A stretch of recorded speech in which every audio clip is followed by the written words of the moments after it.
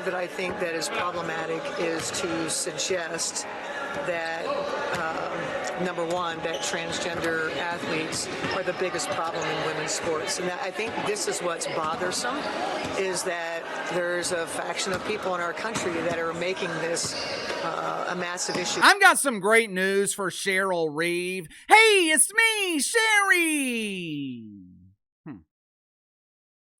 I've got some fantastic news for Sherry Reeve and other head coaches in the WNBA who are looking for an edge, looking for that elusive undefeated season. Coaches with aspirations of winning the WNBA finals and securing off-season access to the most coveted prize in the WNBA, which, as you guys know, is the Golden Toilet. On this fine Wednesday morning, Uncle KC is bringing Sherry good tidings of woke joy. Christmas has come early for sensational Sherry. Instead of celebrating woke Christmas in its usual month of June, we are celebrating this national holiday in August. The young woman you saw in the clip showcasing highlights that you would never see in the WNBA, this future all-star is named Julie Tetart. Right now, Jules is dominating professional basketball in France. Jules is averaging 21 points and 20 rebounds a game. Jules also holds the record for most underarm hair. If the season ended today, Jules would be the player of the year, defensive player of the year, domestic player of the year. Jules has been so dominant in France. The media, they are now asking about future prospects of playing in the WNBA. When asked about a potential future in this toxic dump of a league over here in America, Jules replied, "I would never say no to the WNBA. Have you seen those pretend basketball players? They can't even dunk. They can't defend. They can't make layups. The only thing they're good at is getting physical with each other, which is fine with me. I like wrestling beautiful women."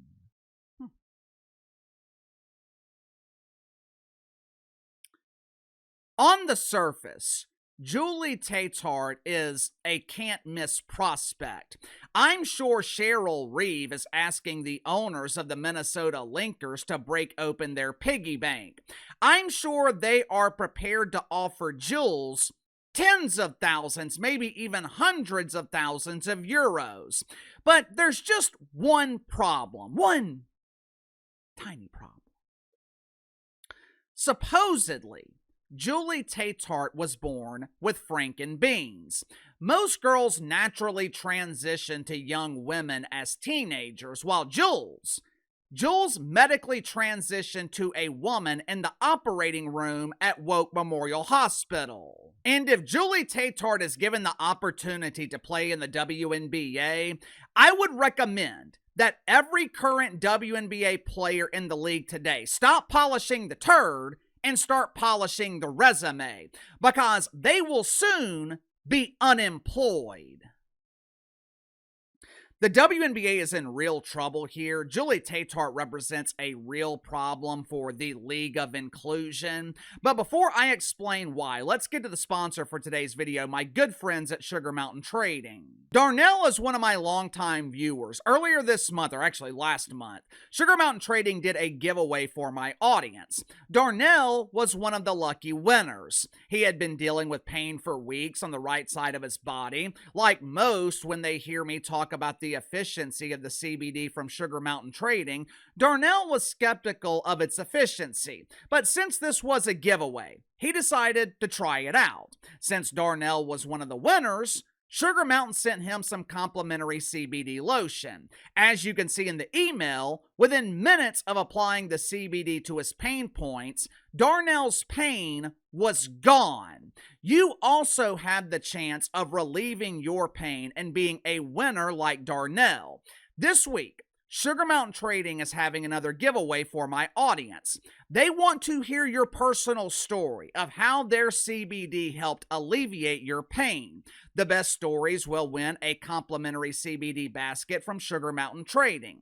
Send your personal story to Lisa, Lisa, at sugarmountaintrading.com. The contact info is in the description and the pinned comment below. You can also use my promo code BTL25, BTL25, to receive 25% off your first purchase with Sugar Mountain Trading. For years now, and this movement has escalated in the last few weeks, WNBA coaches and players, they have been advocating for biological men to compete in women's sports. Now, from a coach's perspective, I can understand it. As a coach, your job is to win make-believe basketball games and make it look believable. In a league like the WNBA, where 100% of the league lacks the ability to dunk, where the average player is barely 6 feet tall, what is the best way to win? Find dudes who were not capable of making the NBA and put them on your WNBA team. In the past, it was difficult for the WNBA to recruit men pretending to be women. Think about it. If you're a skilled basketball player, but you're not qualified to make the NBA, what would be more appealing? The minimum wage in the WNBA or $500,000 a year in the Euro League? But now, with the average WNBA player making $600,000 a season, this dump has become more attractive for more masculine prospects. While I understand this strategy from a coach's perspective, I do not understand why WNBA players are hastening their own demise. Remember this Jane Doe from last week? Jane plays for the Seattle Spankers, at least for now. As you can see here, Jane is all about protecting transgender rights. Transgender rights are human rights. Yippee!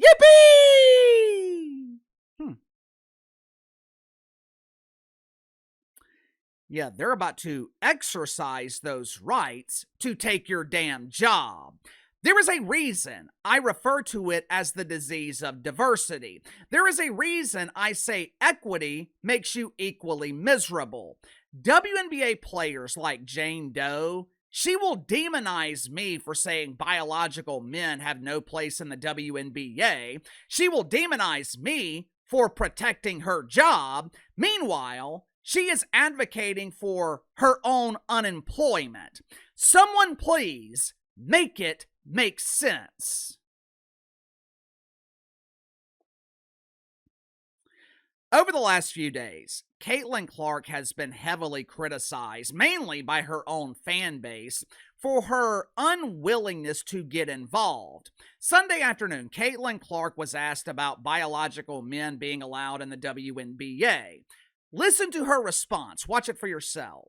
It's not really a discussion we really have in our locker room. I think it's for leagues and the governing bodies to work with their athletes to find solutions, but our focus is on basketball, and that's what we talk about and how we can get wins, and obviously we didn't do that tonight, so need to find an area to improve in that way. Do you have any, reaction to the... I just answered for you. Oh, Caitlin, how could you? How could you betray Sophie? I demand you use your platform to fight against women who no longer want to be men. For starters, Caitlin Clark is not obligated to get involved. It is not her responsibility to deal with this. If you are looking to Caitlin Clark to be a leader, you are looking in the wrong place. Some people are leaders, most are not. Caitlin Clark is not a leader, and that's okay. Mainly because this is not her fight. She does not have the power to decide whether Julie Tetart will be allowed to play in the WNBA.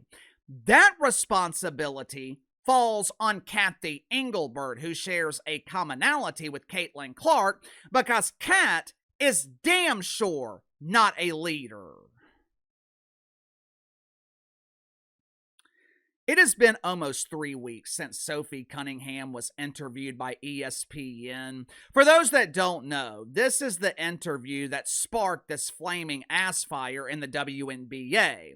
Sophie Cunningham basically said that men do not belong in women's sports, which caused the women in the WNBA, who benefit most from men not being allowed in their league, it caused WNBA players to be outraged.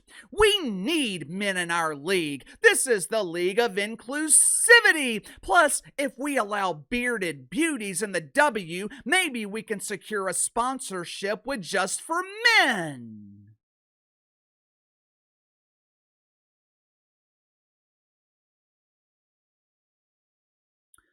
The reason this conversation has lasted 3 weeks, Cathy Engelbert has refused to address it.